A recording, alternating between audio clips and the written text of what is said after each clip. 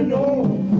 After they have eaten you, they never say their grace. Dear, dear, dear, no, dear, dear, dear, no, dear, dear, oh dear, no. Hunting tigers can be looking fun. Like three blind mice see the hunters run. Hunting tigers out in India. Out in India, yeah. You all know how beastly tigers are. Out in India. They bite, they scratch, they make an awful fuss. It's no use stroking them and saying puss, puss, puss. So hunting tigers out in India. Out in India, yeah.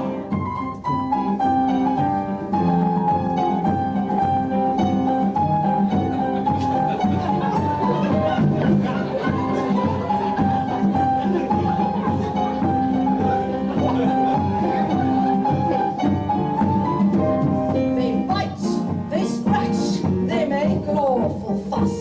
It's no use stroking them and saying puss, puss, puss. So hunting tigers out in India. Out in India, yeah. I say, J.O., it's jolly frightening out here. Oh, nonsense, dear boy. You should be like me. But look at you. You're shaking like a leaf. I'm not shaking, you silly goose. I'm doing the Watusi, that's all. Tigers don't go out on rainy nights. They don't need to whet their appetites. Hunting tigers out in India. Out in India, yeah. How many tigers can you find with forks and serviettes? Dear, dear, dear, no, dear, dear, dear, no, dear, dear, oh dear, no. Don't care in what part of you they fix their fretwork sets. Dear, dear, dear, no, dear, dear, dear, no, dear, dear, oh dear, no. Hunting tigers can be ripping fun. Like three blind mice see the hunters run. Hunting tigers out in India. Out in India, yeah. Hunting tigers out in India. Out in India, yeah.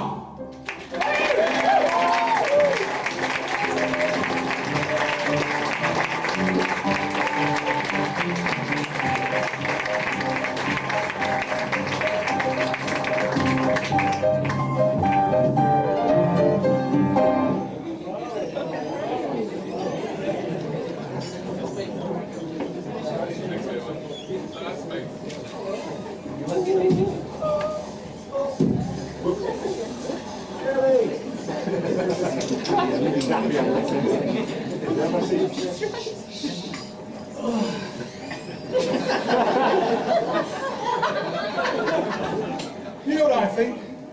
I'm going to emigrate. Oh, where to, mate? Cuba, the Bahamas, the Sultanate of Oman, somewhere like that?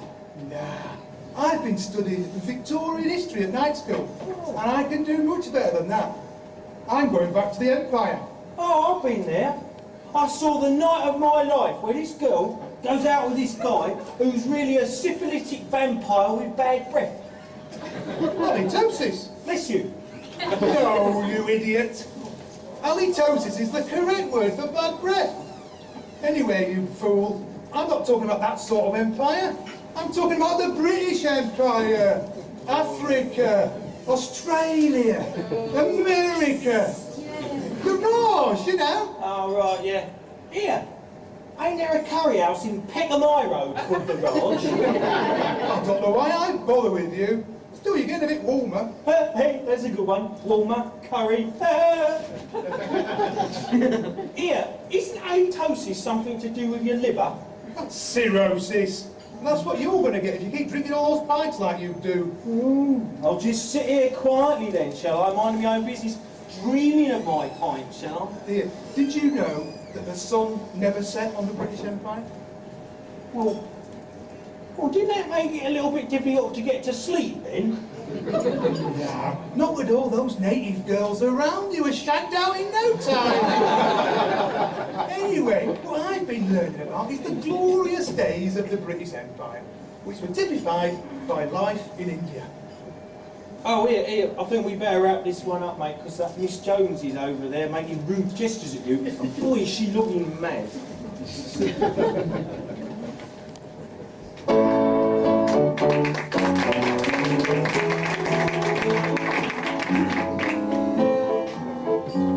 In tropical climes, there are certain times of day when all citizens retire to tear their clothes off and perspire. It's one of the rules that the greatest fools obey, because the sun is far too sultry and one must avoid its ultraviolet rays.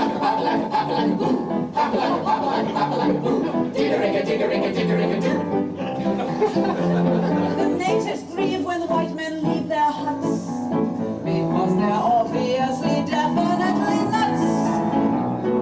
Mad dogs and Englishmen go out in the midday sun. The Japanese don't care to, the Chinese wouldn't dare to.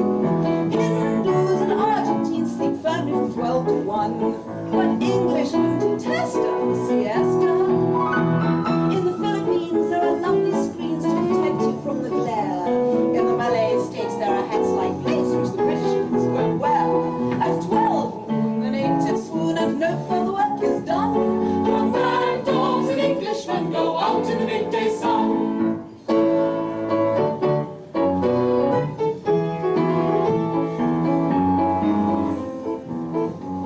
It's such a surprise for Eastern eyes to see that though the English are effete, they're quite impervious to heat. When the native rides, the white man hides in glee, because the simple creature hopes he will impale his solar toupee on a tree. Bolly, bolly, bolly, bolly, bolly, bar. Bolly, bolly, bolly, bolly, bolly, bolly, bar. Habbity, habbity, habbity, ha! No, bolly, bolly, bolly, bolly, bolly, bolly, bar. Such a shame when the English claim the earth, that they give rise to such hilarity and mirth. Ho, ho, ho, ho! Ha, ha, ha. Mad dogs and Englishmen go out in the midday sun. The toughest Burmese bandit can never understand it. In Rangoon, the heat of noon is just what the natives shun. They put their Scotch or rye down and lie down. In the jungle town, when the sun beats down to the rage of man and beast, the English guard of the English South merely gets a bit more priest. In Bangkok, it's 12 o'clock, they foam at the mouth and run. But mad dogs and Englishmen go out in the midday sun. Mad dogs and Englishmen go out in the midday sun. The smallest Malay rabbit deplores this foolish habit. In Hong Kong, they strike a gong and fire off a midday gun to reprimand each inmate who's in late. In the mangrove swamps where the python romps, there is peace from 12 to 2. Even caraboos lie around and snooze, for there's nothing else to do.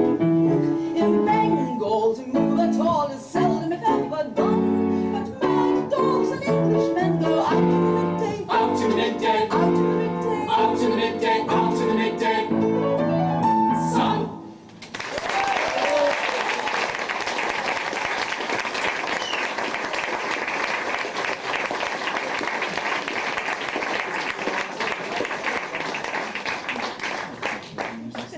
I got a shit against this one. That wasn't in the script.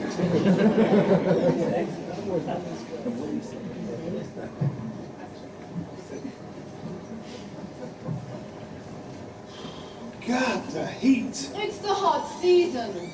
Yes, that's what does it. I hope it's not curry again tonight. It always is. It's all they can make in this godforsaken country. Would you like a whiskey? Fire water. Yes, quite. Tea? It takes about 2 hours to cool down enough to drink. Fancy a game of cards? It's too hot. There must be some little thing I can tempt you with. No, it's too hot. Quite. You're right. Thinking about it, you're right. Still, It's nice thinking about it. I think I'll have a gin. God, the heat. Look at all this mess. Damn filthy swine of a houseboy. Mahmood, where the devil are you? Look here, you cheeky beggar. Colonel Massa wants all same great big gin tinkle. All same, full of top, big, overflowing, very little tonic. You all same lazy bones nosing about on big fat veranda. You clear up all same glasses from all same living hut, or Colonel Massa give you all same sack and big bag to put it in. Understand? Or you out an all same horse, okay, Sammy? It's all the same to me, dear.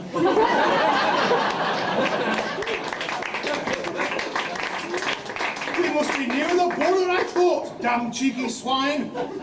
Thank God Corporal Bligh's coming this afternoon. He should be here by now. Corporal Bligh? You remember him? My Batman. Of course I remember him, George. I can hardly forget him. He undresses you every night in the bedroom. Of course. Damned fine Batman Bligh. Dashed keen. Good evening, sir. Madam. Your gin, Colonel. Bligh, you've arrived already. Good boy. Splendid. Yes, sir. Thought I'd pop round a bit early, sir. Bit warmish today, sir. Warmish, yes. I don't think I can stand it much longer. God, what must it be like for the lads out on parade? They'll stick it, sir. Order of the regiment, sir. Yes, the regiment. I better go out there and inspect them. It's the least I can do. Where's my helmet? Oh, this thing weighs a ton. And it's too small. Can't something be done about it? We could always try taking the pith out of it, sir. Most of the chaps do that already. Everything entirely to your satisfaction, madam? Of course everything is not to my satisfaction. Ever since that accidental brush in the bedroom. And it's all your fault, you wonderful creature. But that first accidental brush in the bedroom, as you put it, was not my fault, madam. I happened to be using the brush at the time. It was you that turned round too quickly. There was little I could do. But you did it beautifully. Yeah, well, that's as may be. There's no maybe about it. Kiss me. But supposing the Colonel should come back and catch us? Let him. But the honour of the regiment. Damn the honour of the regiment. What about my honour? Oh, well, if you're going to start living in the past. It's not the past I'm concerned with. It's the future. The immediate future. Tonight. Tonight? Where? In the clearing where we met that evening. I'll never forget that first moment when you came up behind me and grabbed me by the azaleas. Look at me, I'm trembling in your arms. My lips are burning. I've got pins and needles all up my back. That's not passion, that's prickly heat. You should be lying down. But that's what I keep telling you. But if you think I'm making love to you in broad daylight, you're mistaken. Well, let's go down into the cellar then. I'm sorry, I'm not sinking to those sorts of depths. But it's quite a shallow cellar. Nevertheless, it's still beneath me. Gad, if only you weren't so beautiful. I'm sorry, I've got to go. I've got to starch the Colonel's front for tonight. Oh, very well, go then. But I won't be any different when we next meet. I shall still want you desperately. I shall always want you. You did something to me which no man has ever done. Well, not so violently, anyway. You awakened something in me. Something which has been lying dormant since I was a young, frightened girl at her first hunt ball. There have been many balls since then, but none quite like the first. And so it was with you. Never has anyone moved me so much, or so often. What's the matter with you, old thing? Oh, I'm sorry. I didn't hear you come in. Never moved you so much or so often. Sounds like an advert for Pickford's. I'm sorry. I was rambling. It's this accursed heat. Nonsense! And what's happened to your dress? I took it off. Oh, it must be the heat, that's what does it. Drives a man mad. Oh, I remember that Corporal Abbott. He went off, disappeared overnight. Never saw him again. For God's sake, stop talking, George! I'm sorry, I'm just making conversation. I can't stand it any longer. I must speak. You must be told. What the devil do you mean? I'm having an affair with Corporal Bligh. Corporal Bligh? You called, sir? I want a word with you, sir. Is it about your stiff front, sir? No, it's not about my stiff front, Corporal Bligh. Is it true about you and Edith here? Well, perhaps you could put it like that, sir. Is what true, sir? That you've had an affair with her, damn it! That you've touched her, caressed her, fondled her! Damn it, man, you've kissed her!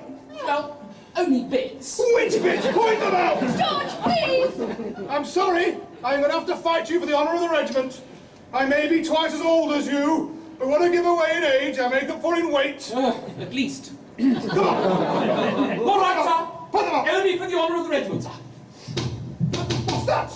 Sounding like gunfire. An attack! Coming from the parade ground, sir. Colonel, sir, the red bladder's at the door. The bladder, let's go! Oh,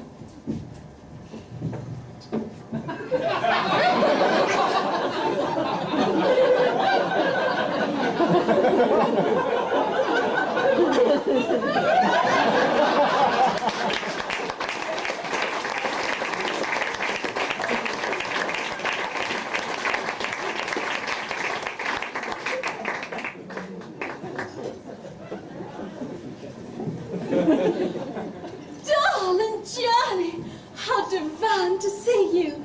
And Chatty, darling, how divine to see you. Come right in. Dimitri, voulez-vous apporter les drinks ici au librairie? Tout de suite. Oui, toutes les bouteilles. Oh, do come in. How divine to see you. He's the only white Russian butler left in the whole South Carolina. And he's so typical. I found him in Paris. So typical. Moody and depressing. Just the way the Russians used to be. Oh, but do come right in. I can't wait to tell you about England. It's ghastly. We got back last night. We were there for 2 entire weeks, living perfectly typical British lives. So, I mean, I do know what's going on there, and I could not be more hideous. To start with, we stayed, like they all do, at the Dorchester. And of course, so I mean, everything is perfectly normal.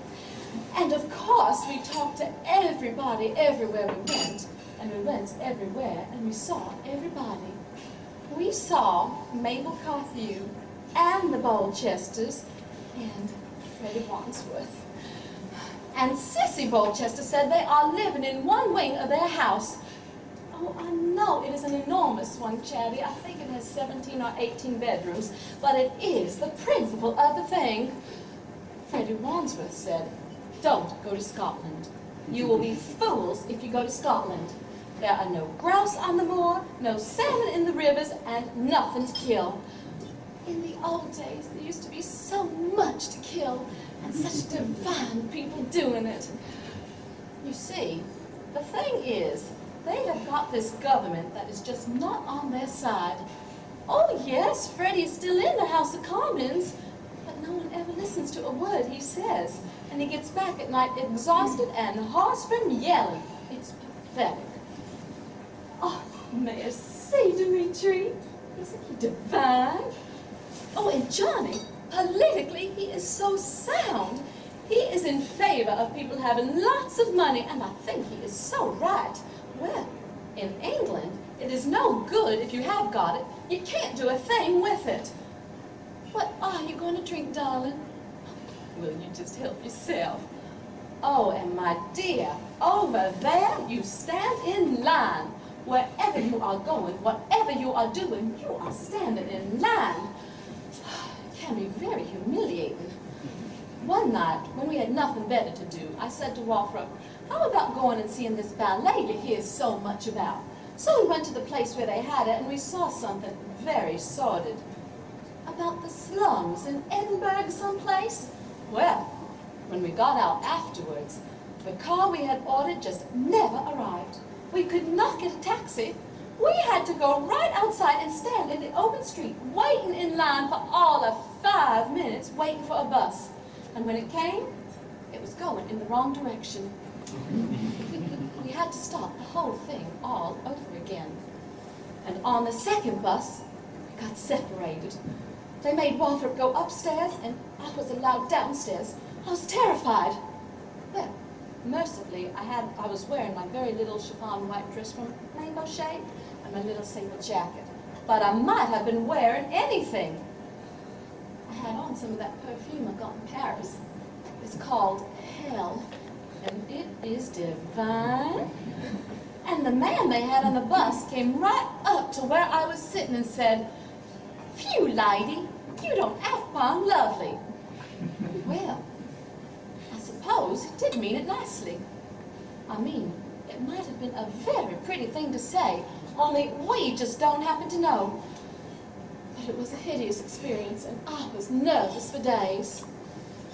I swear I don't believe I would go to England if I was you. Well, I mean, it starts you thinking, and what's the use of that? Johnny, I don't think it is wrong to have privilege, as long as you pay for it. Do you?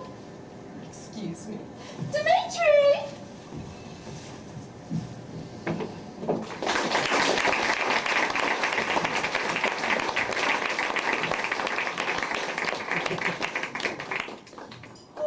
Lord, I say, what the hell?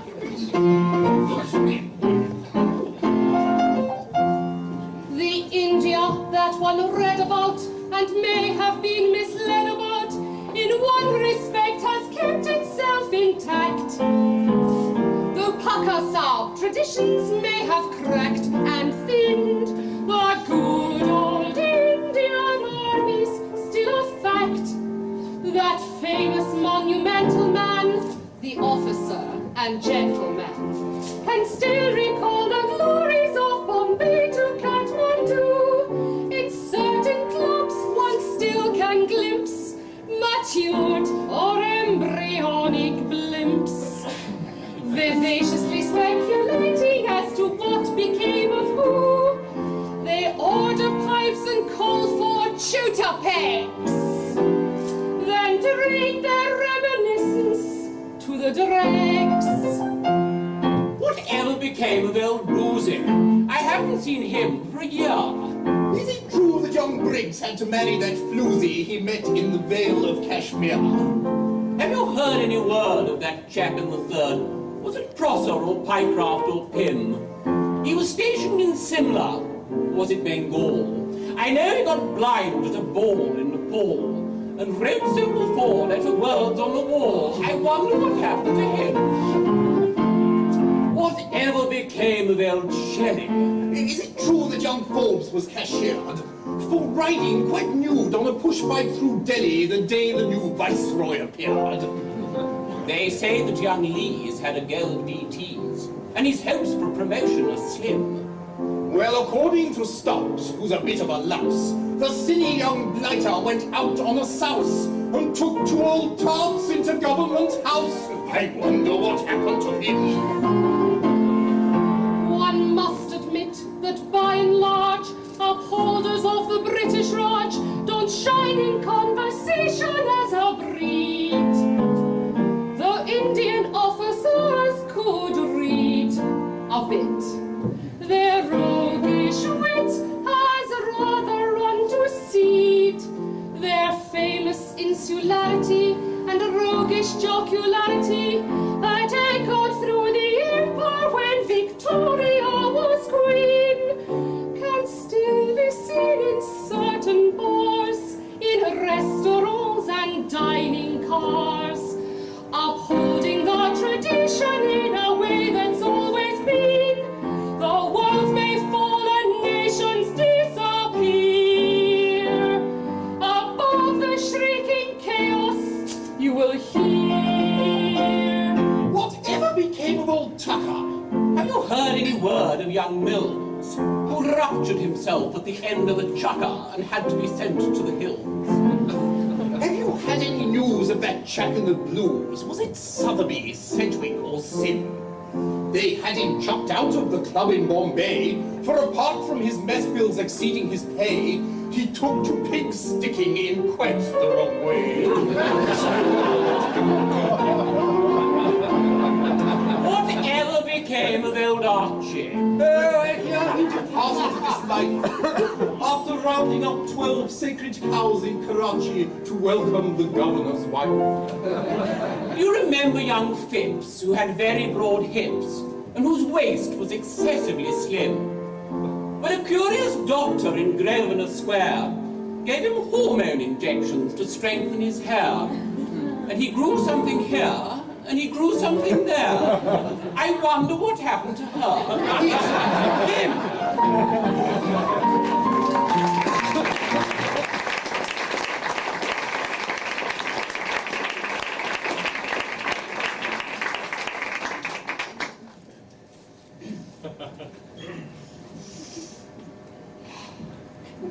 The Green Eye of the Little Yellow God by Milton Hayes.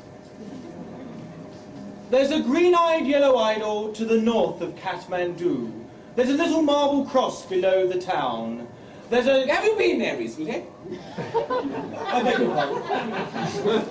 The colonel said, have you been there recently? Where? Kathmandu! No, as a matter of fact, I haven't been there for some time. Oh, what were you there with? Indian Civil, Indian Army? All the foldy rolls. Well, to be perfectly frank... As a matter of fact, I know the place well. It's a second home to me. Yes, I love every inch of the place. I was there only last year, you know. Oh, I came through 2 months ago on my Really? way home. Yes, whole place has changed terribly. Yes, bad show, what? Well, this is all very interesting, but why are you telling me all this? Just to put you right geographically. You see, the whole place has changed under a town planning scheme. Yes, but for instance, there's now a new public library and public baths combined being erected in the town square. And the Office of Works have moved the idol to the south of Kathmandu. Yes, and they've moved the cemetery, and there's now a big cinema. Hideous thing. Yes, yes. So the little marble cross that you spoke of is now above the town. Perhaps I'd better start again. Oh, but do! The Eye of the Little Yellow God by Milton Hayes. There's a green-eyed yellow idol to the south of Kathmandu. There's a little marble cross above the town. There's a broken-hearted woman tends the grave of Mad Did Carew. you know Fanny Shannon? Did I know who? Fanny Shannon. You'll remember, General Shannon's eldest girl. Oh, yes, Tim Shannon. Damn good scout. Yes, absolutely. Quite out of order saying she's broken-hearted. She was naturally upset at Carew's death, but she got over it. Did she marry some American chappie or something? That's right. They've got 3 boys at St. Paul's. Oh, yes. How then shall I describe her? Yes. We suggest a comparatively broken-hearted woman. I'd best start again. No, but do! Only you don't mind if we have a drink first. Oh, splendid It's all idea! right, Colonel. Don't go. We can get one here. I've got Sabu standing by.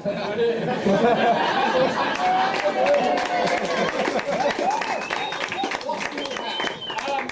I'll have a chota peg. 1 chota peg, and I'll have a passion fruit. Yes. Only, Sabu, not too much fruit. May I carry on? Oh, but do! There's a green-eyed yellow idol to the south of Kathmandu. There's a little marble cross above the town. There's a comparatively broken-hearted woman tends the grave of Mad Carew, and the little god forever gazes down. Up, sir, up. Up.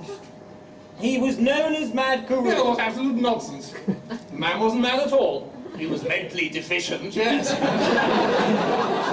You couldn't call him absolutely crackers. He was known as mentally deficient to the subs of Kathmandu, and he was hotter than they felt inclined to tell. Too much curry powder.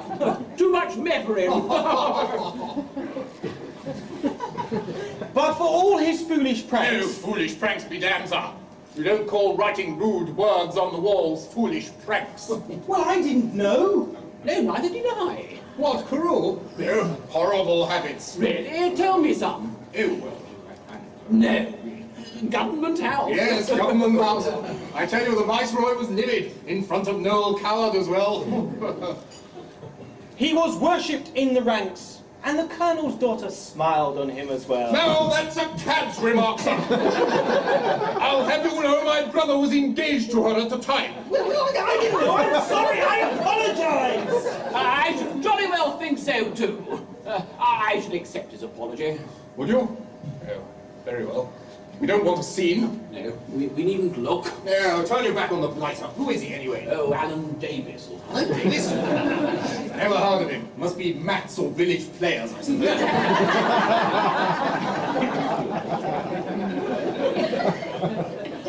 She was nearly 21. 21 be damned! She was 39 if she was a day. Mind you, she didn't look it. No. She'd had everything lifted, you know. Well, almost everything. All the main essentials, anyway. And arrangements had been made to celebrate her birthday with a ball. Extraordinary, I don't remember that. I think you were away at the time. It was during the rains. Yes, you were up at Rumble-Chelly-Port on that sewage commission. He wrote to ask what present she would like from mentally deficient Carew. They met next day as he dismissed his squad. A platoon. As he dismissed his squad. A platoon. Squad! A subaltern commands a platoon. But it must be squad. It has to rhyme with yellow god. You don't give a hoot what it's got to rhyme with, sir. King's regulations, it's a platoon. They met next day as he dismissed his platoon. And jokingly, she said that nothing else would do. But the green eye of the little... Oversexed baboon! Very good. The night before the dance, mentally deficient Carew sat in a trance. Sat in a trance?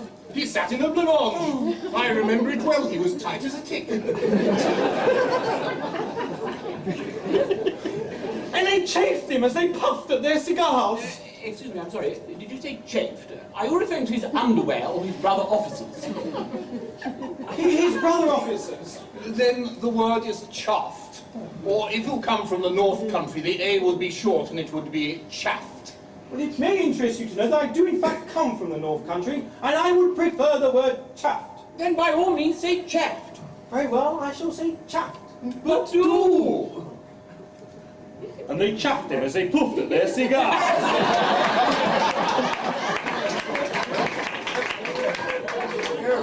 I'm terribly sorry, we can't get a drink here. Come on, let's go to the bar. Gentlemen, please, may I continue? Do you not realise that this is my livelihood, my business? Please, may I continue? But do. But you don't mind if we leave you. We'll just leave you here, puffing and chaffing.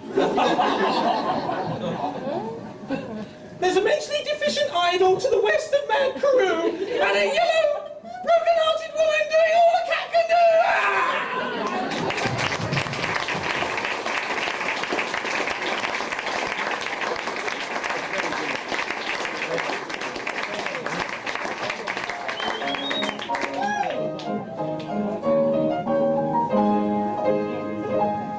Oh, Doctor, I'm in trouble.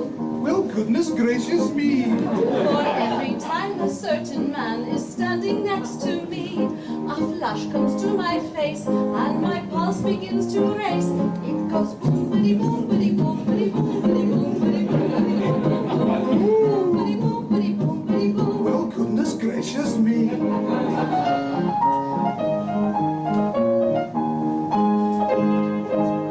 How often does this happen? When did the trouble start? You see, my stethoscope is bobbing to the throbbing of your heart. What kind of man is he to create this allergy? It goes boom, bitty boom, bitty boom, bitty boom, bitty boom, bitty boom, bitty boom, boom, bitty boom, bitty boom, bitty boom. Well, goodness gracious me. From New Delhi to Darjeeling, I have done my share of healing, but I've never yet been beaten or out far. I remember that with one jump of my needle in the butt jump, I cleared up very, and the dreaded dysentery. But your complaint has got me really foxed. Doctor, touch my fingers. Oh, goodness gracious me. You may be very clever, but however can't you see? My heart beats much too much at a certain tender touch. It goes boom-bitty, boom-bitty, boom-bitty, boom-bitty, boom-bitty, boom-bitty, boom-bitty, boom-bitty, boom-bitty. Goodness gracious me. Can I see your tongue, please? Nothing the matter with that, please put away. Maybe it's my back. Maybe it is. Should I lie down? Yes.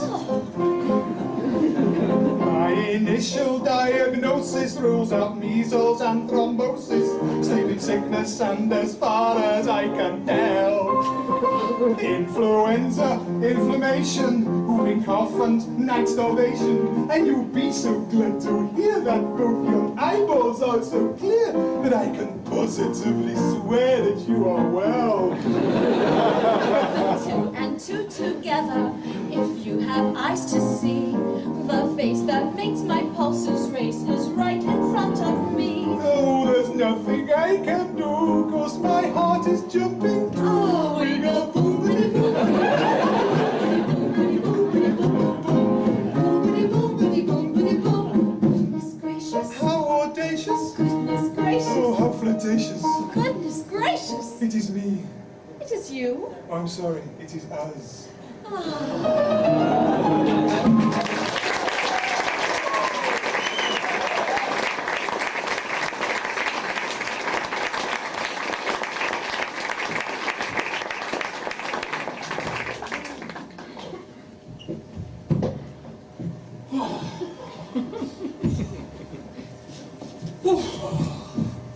How long do you think this siege will go on for? God knows, but we'll hold out.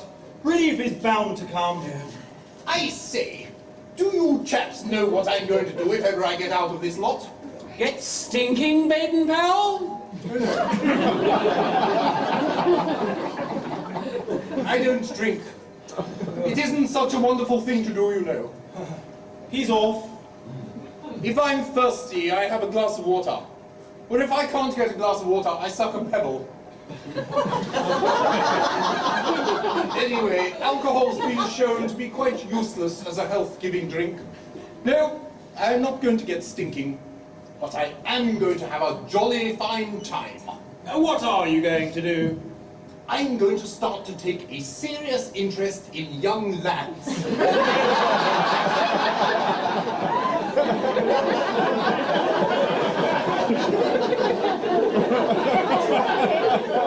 Yes. Lads? Yes, that's it. Little chaps about 12 or 13. School teacher, choir master, that sort of thing? Oh, no. This is something quite new. I'm going to dress them up.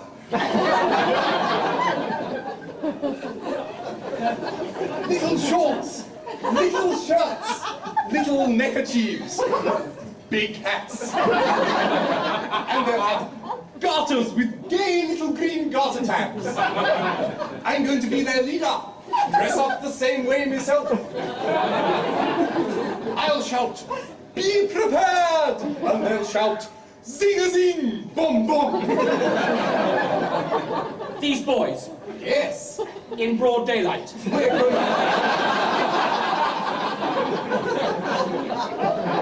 We're going to camp. We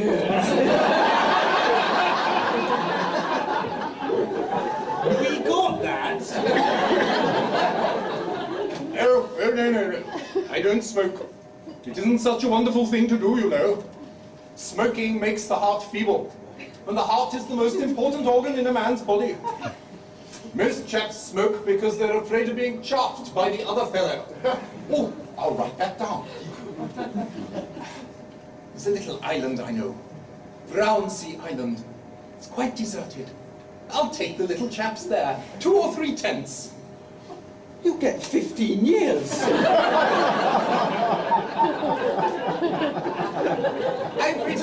about it. Scouting for boys.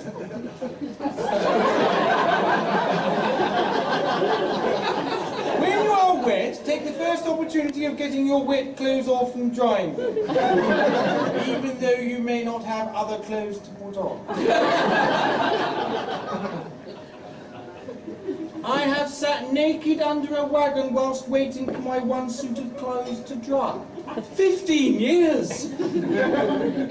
Look, old chap, I mean, it's none of my business, but you've got to have a good story. I mean, what are you going to tell the magistrates if it comes to it? Well, in a nutshell, I'm going to teach these lads to do their best and to help other people at all times. I see. Campfire yarn number 11. It may happen to some of you that one day you'll be the first to find the body of a dead man. Yes. It's the waiting, you see, that's what's done it. Boys. Little boys. I mean, I could understand if it were girls. What was that again? Oh, nothing, old chap. Come on, spit it out, man. I distinctly heard you say girls. You know what you've done, don't you? You've just invented the brownies! Zing, zing. Boom, boom! Bad luck.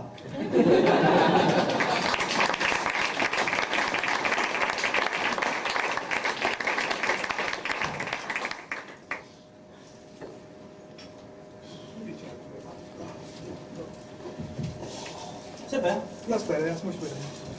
Yeah, look. I took out a video of Midnight Express last night. All right.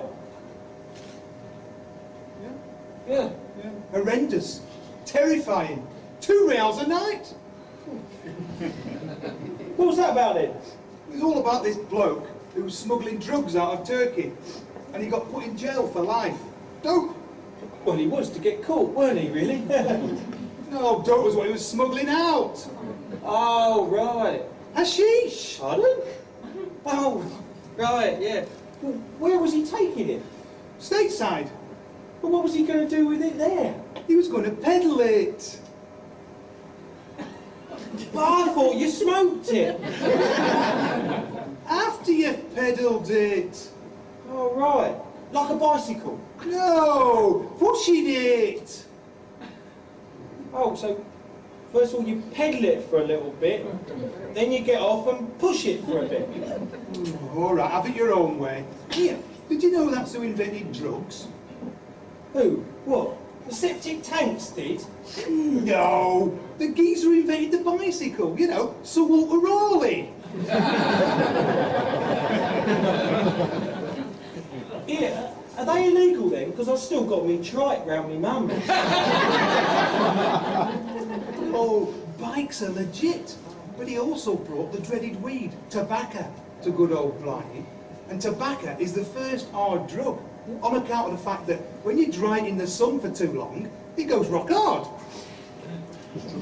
Well, he must be pretty old then, because my Aunt Lil's been smoking since she was 14. And she must be, way over 40 by now. This happened a long time ago, when Queen Elizabeth I was on the throne. Yeah, did they call it a throne then? I bet it was a bit upmarket from our bucket in the shed at the bottom of the garden. I mean, she was the ruler of England, you know. We had an empire in those days too. So we lost 2 of them then. Well, that makes us to be a bunch of dumb bunnies, doesn't it? Here, I'll let you in on a little known secret. Yeah. We taught the Yanks how to speak. Yeah. In those days, all Englishmen used to speak what we now call American. They don't really speak, do they? I mean, they sort of smile, open their mouths really wide, chew their tongues for a bit, and say, "You all."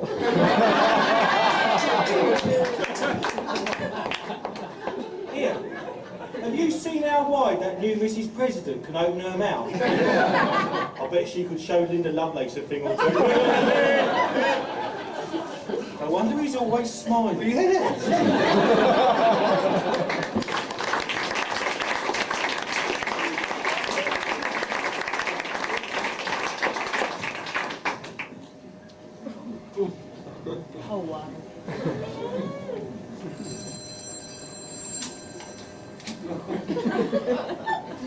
Who is it, Mary? Oh, it's Sir Walter Raleigh from the colony. Yeah, put him through, honey. Yeah. Hey, Harry, you want to pick up that extension? It's Nutty Walt again. Hi, Walt, baby. How's it going? How are things with you, guy? Oh, things are just fine here, Walt. Did we get the what? The boatload of turkeys? Yes, they arrived fine, Walt. In fact, Walt, they're still here. They're wandering all over London, Walt, as a matter of fact. Yeah, well, see, that's an American holiday, Walt. Yeah, American. Yeah, okay, what is it this time, Walt? What do you have? A real winner for us this time, do you? Tobacco. Okay, what's tobacco, Walt? Oh, it's a kind of a leaf. And you've bought 80 tons of it? Let me get this straight now, Walt. You bought 80 tons of leaves? This may come as some surprise to you, Walt, but come fall in England, we're up to our... It's not that bad. Okay, then, what kind of is it? What kind of a leaf is it, Walt? Is it some kind of special food or something, Walt? Not exactly. Okay, well, what can you do with it, Walt? Okay, are you saying snuff? What's snuff, Walt? You take a pinch of tobacco and you shove it up your nose, and it makes you sneeze. Well, gee, I kind of imagined it would, Walt. Yeah, well, gee, a goldenrod seems to have the same effect for us. Yeah. Oh, it has some other uses, though. Okay, what are some of the other uses? Oh, you can chew it. Uh-huh. Or you can put it on a piece of paper and roll it out. And then, oh, don't tell me, Walt, don't tell me. You stick it in your ear. No? Ooh, Walt, I hope you clean your lips. And then what do, Walt? You set fire to it? And then what do? You inhale the smoke. Well, gee, Walt, it seems to me that you could pretty well stand in front of your own fireplace and have pretty much the same effect going for you. Yeah, now, Walt, you see, we've been real worried about you. You know, ever since that business with the cape over the mud. Yeah, I can't imagine how you're going to talk people into putting burning leaves in their mouths, Walt. Oh, it's going big over there, is it? Yeah. Oh, Walt, what happened? You spilled your what? You spilled your coffee. Okay, coffee. What's coffee, Walt? It's a kind of a drink made from a bean. Okay?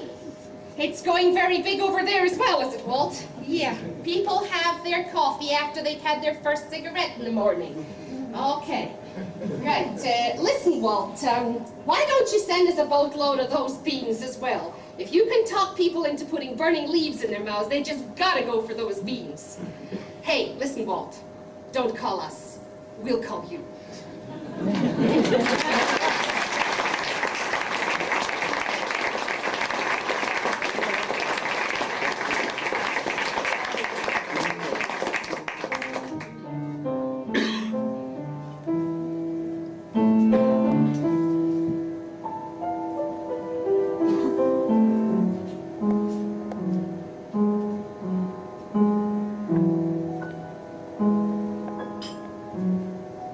Someone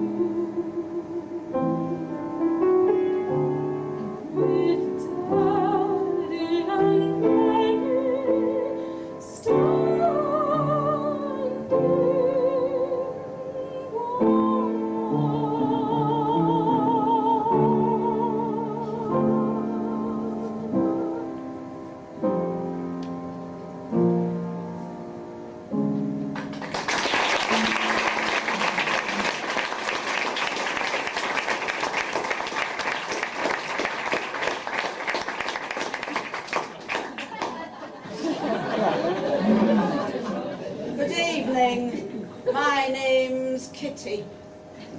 I've had a boob off and I can't stomach whelks, so that's me for you. I don't know why I've been asked to appear in a colonial review like this. But then I suppose I've become something of a celebrity since I walked the Pennines in my slimbacks in an attempt to publicise mental health. I wasn't going to come, actually. I'm not a fan of British Airways. I strongly object, even when I'm not paying, to sitting cooped up between two big strapping chaps having to eat their lunch off a plastic plate. But they offer me business class, so here I am. Oh, excuse me. The boys in flat 5 gave me a lattice jam puff to take with. I've just had it and the pips are playing me up. Well, I say pips. But I happen to know the jam factory's not a quarter of a mile away from a firm that makes balsa wood novelties, so I'll leave you to draw your own conclusions.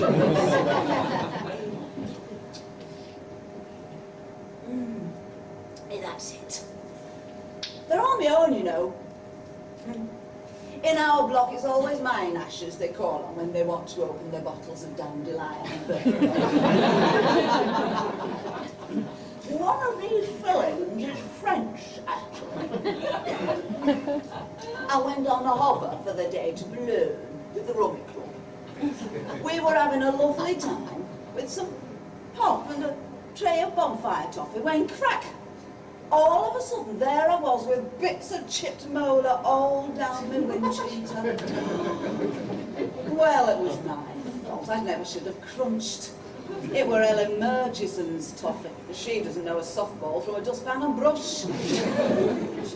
Well, it were consternation all round, and Marjorie Hunt, she went quite green. Well, teeth are her beats noisy. I think it was because a Swiss dental mechanic once fumbled with her pedal pushers. Now, that for me would have put me off Tobler Road. Well, then if we all thought the same, well, we'd have smaller shopping centres, wouldn't we? Well, we land at Balloon, and I said, from the look of those lavatories, there won't be a British consul here. We shall have to ask round. I guessed that the French for dentists would be dentiste. Knowing how they love to drag a word out. He found quite a nice chap, actually. He spoke quite good English. Looked a bit blank when I mentioned shepherd's pie. But he fixed me up lovely. And then he said something about money. But I just laughed. Well, that was 7 years ago, and I can still crack a Brazil without wincing. On the way back, on the other, I were having a medicinal brand for my teeth, you know. And I got talking to this girl sitting next to me. Well, nice girl she was. But when somebody smokes full-strength Capstan and wears a Coleman's jerkin, well, you're not tempted to sample their tea cakes, are you? Suddenly, she said to me, out of the blue, she said, I'm a radical feminist lesbian. Oh, what would the Queen Mother do?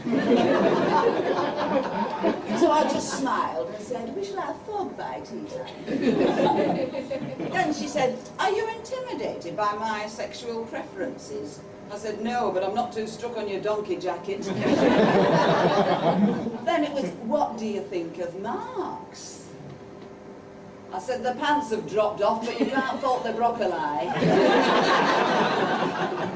She said, no, I was referring to Karl Marx, actually, who, as you may know, is buried in Highgate Cemetery. I said, yes, I didn't know, actually. But did you know that Cheadle Crematorium holds the remains of Stanley Kershaw, patentor of the Kershaw double gusset? To my mind, a much bigger boon to the world than communism. Don't tell me those Russian women are happy down the mines all day without so much as a choice of supporters. You know, if you show the least athletic aptitude in Russia, They've got you dangling off the parallel bars with a leotard full of hormones. And what's China ever given to the world? I mean, can you really respect a nation that's never taken to cutlery? Mind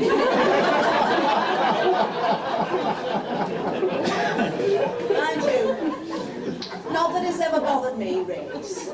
I don't mind if people are navy blue, so long as they don't spit up. There was a lot of that in Brough, I recall. I said to Ellen Murchison, I said, they can stick the bread, I couldn't live here.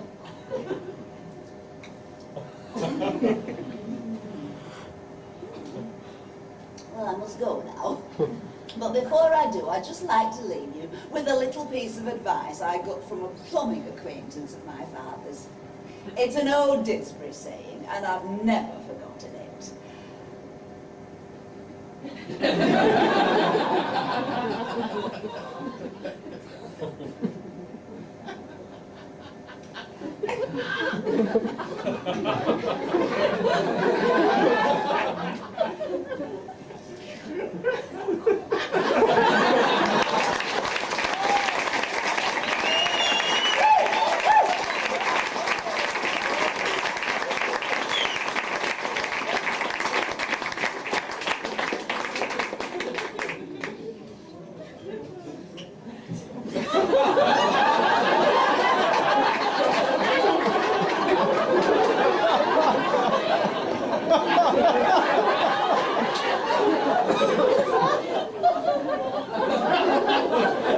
What do you do?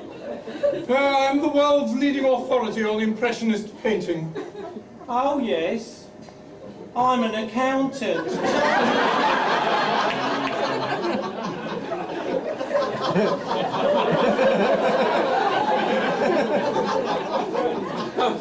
Where do you live? Oh, I live in a converted monastery in the Outer Hebrides. Oh, how interesting. I live in Hendon. Is your wife here tonight? No, she's away in Bosnia, fighting. How fascinating. Do you know Hendon at all? I think I passed through there once while I was being kidnapped by Russian agents. Really? Well, I never. Where were they taking you? They had a frigate waiting for me in the Thames estuary. Really? Then you must have gone down Ulverston Road. Do you remember? Just after Tesco's. Well, I wouldn't know about that. You see, they had me pretty heavily drugged with hypertalcin methacrane. Good heavens! What does that do? Oh, it paralyzes the memory. Does it affect your eyesight? Yes, you're completely unconscious. Oh. Then you probably wouldn't have seen our house. It's number 37 on the corner. You must drop in sometime. Oh, well, that's very kind of you, but I'm afraid I won't be able to. I've got to go to prison. Not anywhere in Hendon, I suppose. No, it's Guatemala. It's just a currency offence I committed while I was over there investigating a man-eating cactus they'd discovered. You went all the way to Guatemala just to see cactuses? Oh, I had some pretty horrible adventures, I can tell you. Yes, I was nearly trampled to death by a herd of rogue buffalo. Just to look at cactuses? If only I'd known. They've just had a display of them at Hendon Central Library. Do you know, it's really fascinating talking to you. It's not everyone that's interested in Hendon.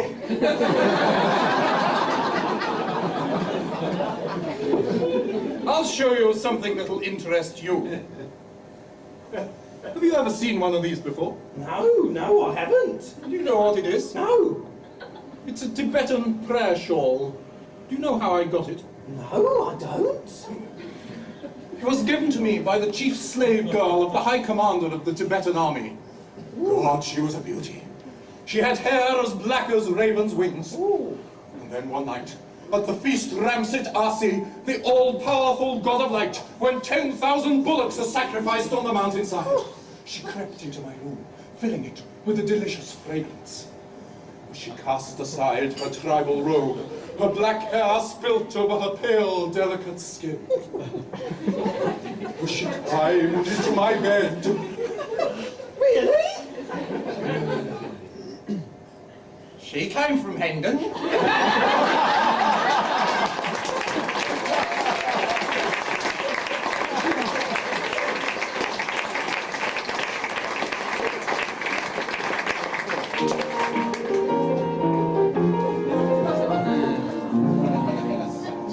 Quite for no reason. I'm here for the season and high as a kite. Living in error with Maud at Cap Ferrer, which couldn't be right. Everyone here's frightfully gay. Nobody cares what people say. Though the Riviera's really much queerer than Rome at its height, on Wednesday night, I went to a marvellous party with Lulu and Nada and Nell. It was in the fresh air, and we went as we were, and we stayed as we were, which was hell. Poor Grace started singing at midnight, and didn't stop singing till 4. We knew the excitement was bound to begin when Laura got blind on Duvalli and gin, and scratched her veneer with a Cartier pin. I couldn't have liked it more, honestly. I've been to a marvellous party. We played the most wonderful game. Maureen disappeared and came back in a beard, and we all had to guess at her name. Can you imagine it? Oh, old Cecil, good old Cecil, arrived wearing armour, some shells, and a black feather boa. Poor Millicent wore a surrealist comb, made of bits of mosaic from St. Peter's in Rome. But the wait was so great that she had to go home. I couldn't have liked it more.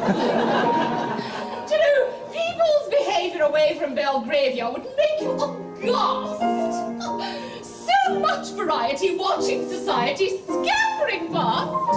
If you have any mind at all, Gibbon's divine decline and fall sounds pretty flimsy, no more than a whimsy. By way of contrast, on Wednesday last, I went to a marvellous party.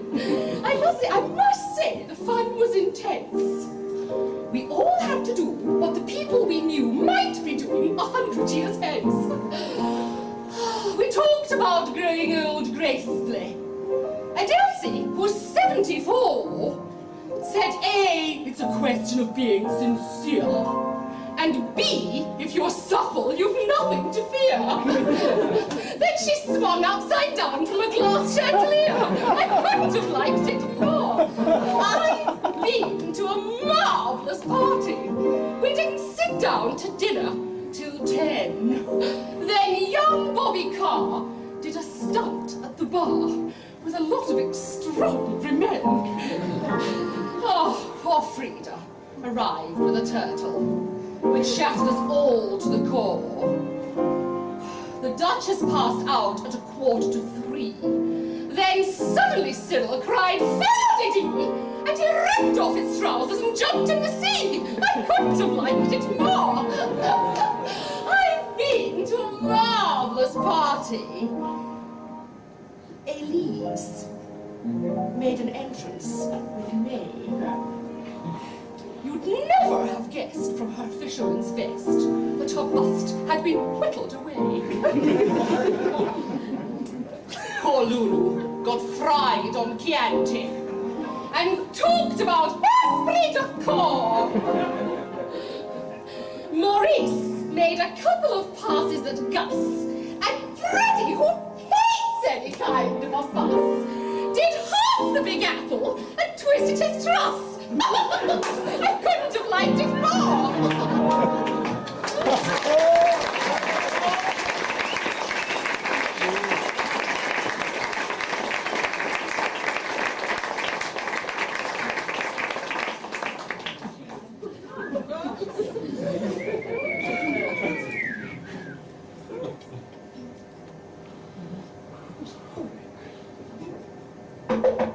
It's me!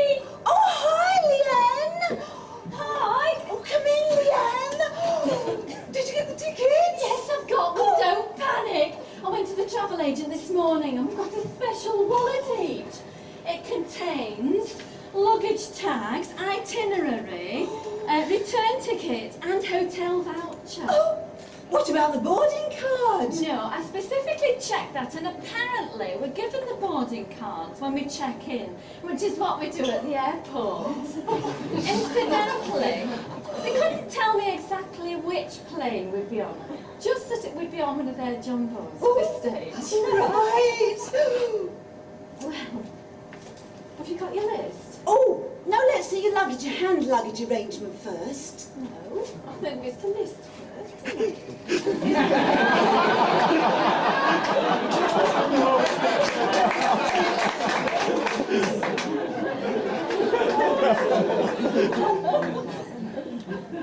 Okay, let's have the list then. I've tried, by the way, to be very economical with clothes. Just 4 of everything. Oh, that's good. Now, skirts, dresses, poncho, halter neck top, shorts, slacks or jeans. Now, all heavy clothes to wear on the plane for travelling in. Oh yes, good idea. Well, I'm wearing 3 pairs of trousers, 2 jumpers, 2 shirts, culottes and salopettes. Now, slippers. Inside the shoes. No, instead of, so you don't get swollen ankles. It is a 3-hour flight, you know. Well, I think maybe I better take a tracksuit to change into on board. Underwear, all cotton. Cotton gussets, vital. And 7 bras, 1 a day, so we don't want to be washing while we're there, do we? And a large bale of paper knickers. Oh, good idea. Shoes, canvas shoes and slingbacks for the evening. Espadrilles, heeled and flat. Well, I think we might be able to get them out there. No, not in Fungirola, apparently. Boots? Yes, short ones or kinky ones. Well, I haven't got any kinky boots, just me patent shoes and wet look socks. Can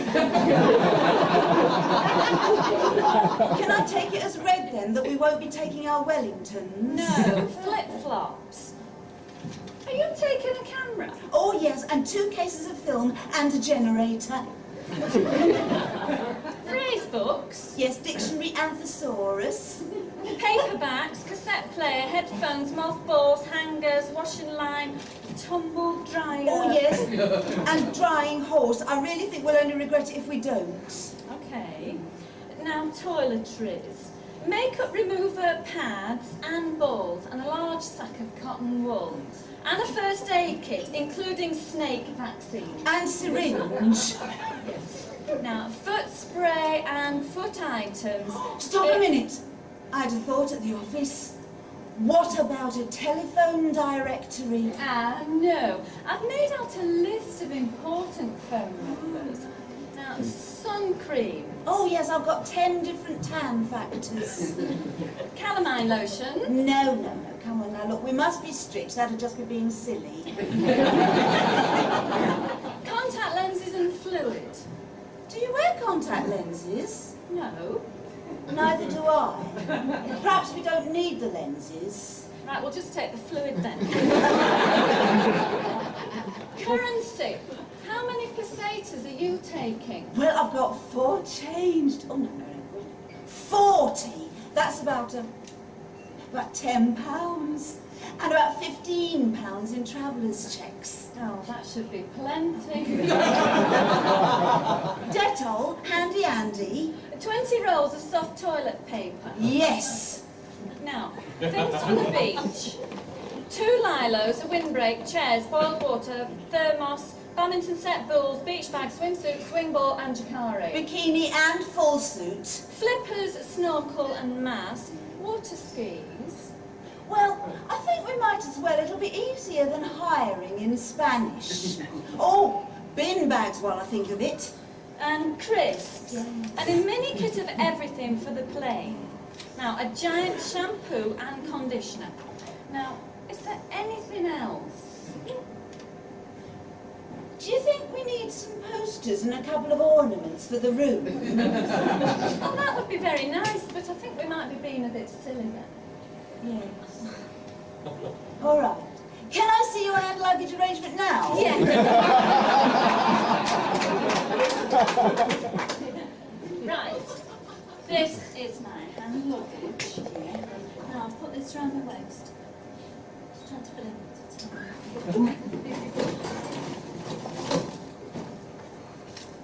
One.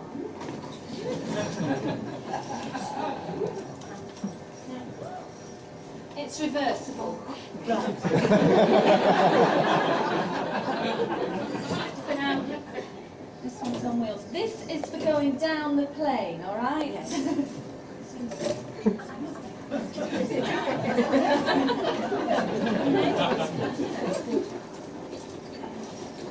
And this is it checking. All right. Now, this belt here I've attached so I can put my suitcases on and attach them by pulleys. Now, all 6 of them are on wheels. So that's your hand luggage arrangement? Yes. Well, mine's rather similar, but I've also got a headband on which to counterbalance my zip-up bag and my backpack. And where will be your passport? Sorry? And where will your passport be? Oh, I didn't think I needed one. Oh, no! No! Leanne! Oh, I'm so sorry. Oh, what shall I do? Oh, how silly and stupid. Oh, I knew I should have checked. Everything was going far too smoothly. Well, I think I might know someone who can rush one through for you. There may be a snip of a chance all may not yet be lost. But we've only got 6 months, haven't we? Yes. Now, goodness me, is there anything else we might have forgotten? I like your hair. Oh, thank you. Yes, Terry did it. Oh, take Terry! No, curling tongs. Oh, yes, curling tongs.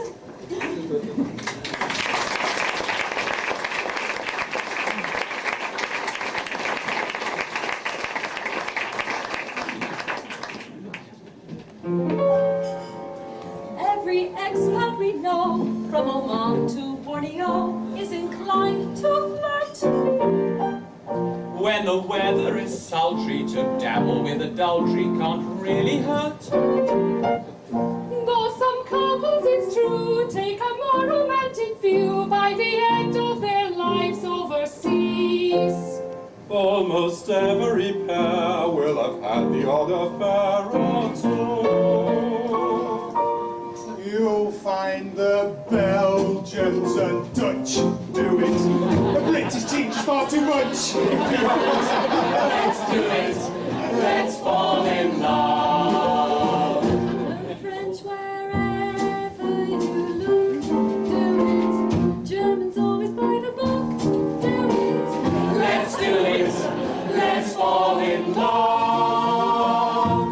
New arrivals can't quite do it till the sea freight arrives. But then each night do it. Seldom with their own wives.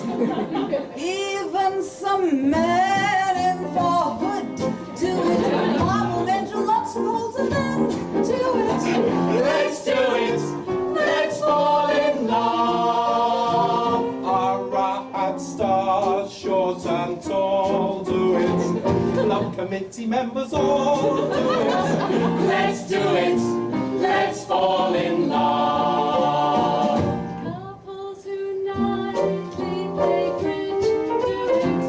Sweaty golfers in the fridge, do it. Let's do it.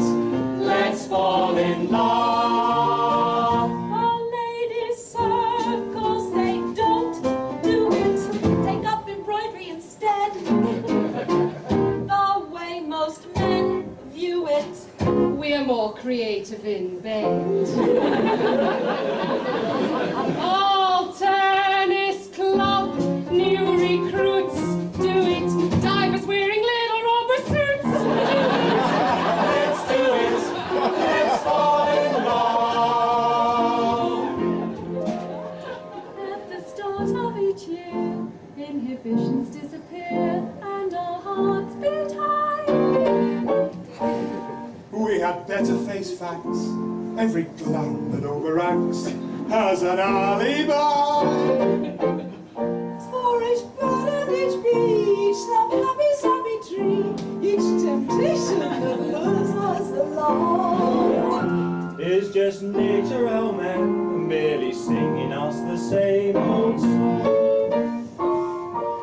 They say contractors get paid for it. Advertising was simply made for it.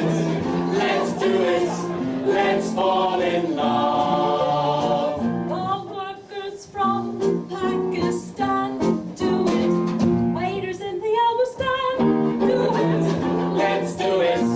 Let's fall in love. Some Indian men in white shirts do it. Filipinos as well. Dressed in tight skirts do it. So the hairdressers tear. Each fish or fowl we consume, does it?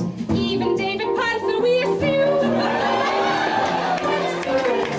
Let's fall in love. The ABA kids at school do it. Some will even in the pool. Let's do it. Let's fall in love. The boarding school girls and boys do it. Younger children with their toys. Let's do it. Let's fall in love. Computer programmers all do it when they get a big bite.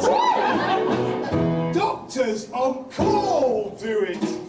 If it takes them all night. So if you've got it, hang on to it. Most will even after they have